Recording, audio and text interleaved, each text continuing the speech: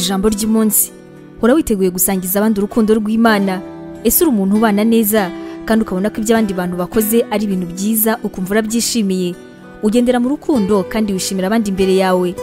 Ibi ngibi nibyo bisobanura guhora twiteguye. Gerageza agaciro ijambo intego ndetse no gushakisha.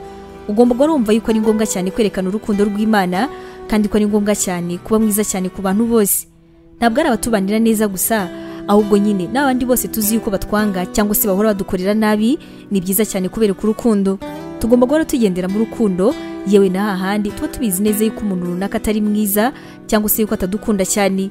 Uburyo ubanira abantu, uburyo ubitaho bifite kinini cyane bizamara mu buzima bwawe bw'ahazaza ndetse n'ingano y'imigisha uzakira mu ijuru. Iyi ntego yo kuba umugwaneza ubundi utangire gushaka gukora ibyiza. Uko ubikora, Imana izayimba imbaraga zose ushyiramo ndetse inaguha imigisha myinshi cyane. Uko ukomeza ukwirakwiza ubwiza bw'Imana mu bantu bari hafi yawe, ni nabwo uzabona gutsinda gutangaje. Imana iguha umugisha. Ubu butumwa mwabuteguriwe kandi mwabugezwagaho na Nibintije Evangelical Ministries International, ariyo mu magambo ahinnye izwi nka NEMI. Tangirana umunsi wawe n'ibyishimo watewe n'ijambo ry'Imana ukora subscribe hano kuri NEMI TV.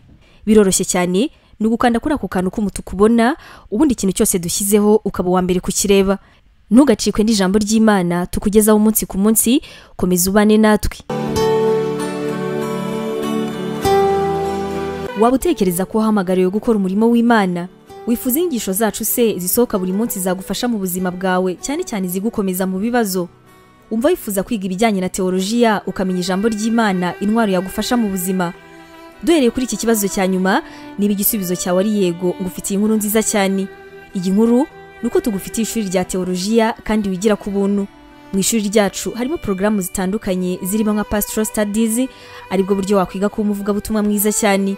Tugufitiye kandi biblical studies, ariyo masomo atandukanye ya Bibiliya ndetse na Christian counseling, inama za Gikristo zifasha gukomeza imitima.